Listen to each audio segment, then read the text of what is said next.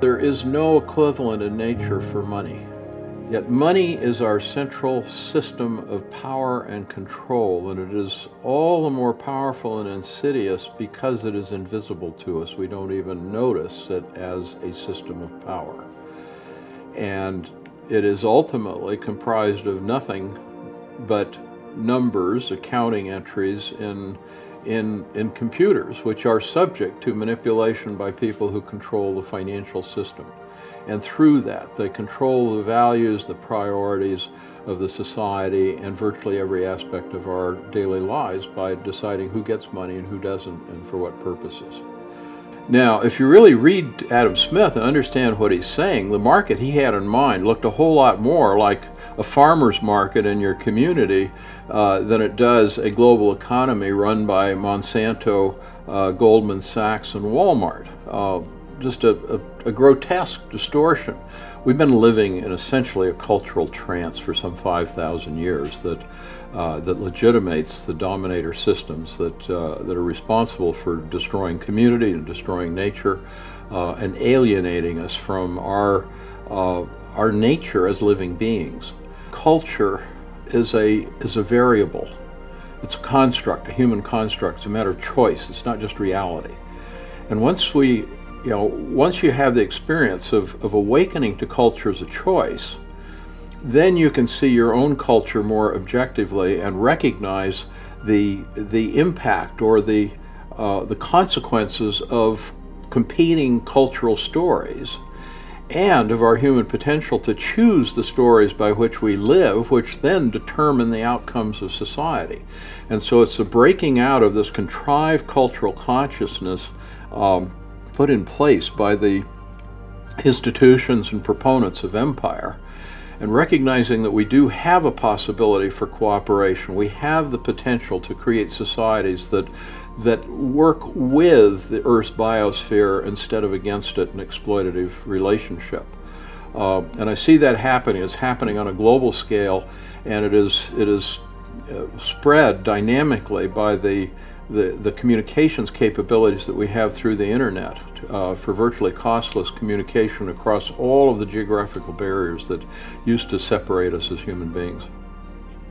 Now, obviously, we humans have that potential, but what the story denies is that that's only one of our possibilities, and that in fact, at a deeper level of understanding, our brains are wired for cooperation and for caring. And it's quite logical, because if you really understand humans as a species, we can only survive in tribes or groups. So much of the change that we now need to navigate is a process of changing our framing stories, and we do this. Well, one of the most important and most powerful ways of changing our stories is through demonstrations, showing people what's possible, and that, of course, is exactly what you're engaged in the Living Buildings work. And the new story we need to come forward with is that we have the capacity for cooperation, and that, in fact, to create human societies that really work, learning to cooperate, to celebrate the people who are leaders in cooperation, who are engaged in serving the community, and actually fulfilling the lessons that we learn from living systems, that the successful species are those who find the way to meet their own needs in ways that contribute to the well-being and health vitality of the whole. So it's a fundamental shift in story. Well, I spent most of my professional life working overseas in Africa, Asia, and Latin America in international development work, and it was out of a commitment to end poverty in the world by bringing the secrets of U.S. business success to the rest of the world.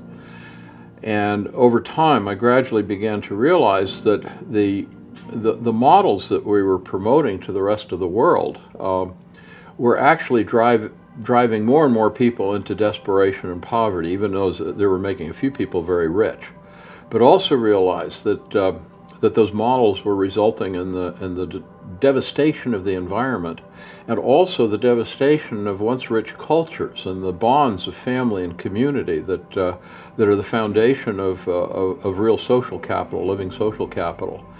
And I begin to trace these consequences back to an economic system that is organized around maximizing the making of money, rather than maximizing the potential vitality and generative capacity of life. And over time, I've realized how absolutely insane that is, that we have an economic system that we judge, evaluate its performance based on how fast it is turning the real living wealth of people, communities, and nature into financial assets. And this is, in some ways, you know, the ultimate cultural trance that we need to wake up from to recognize the difference between real value and phantom financial value. And it's an extraordinary thing once you get into it, recognizing that life is just an exquisitely cooperative undertaking, beginning with a recognition that by the very way that life manages energy in an active state, and is dependent on a constant transfer exchange of energy between cells and between organisms, that life cannot exist except in relationship to other life. And these are all foundational insights essential to rethinking our role as human beings within the larger biosphere.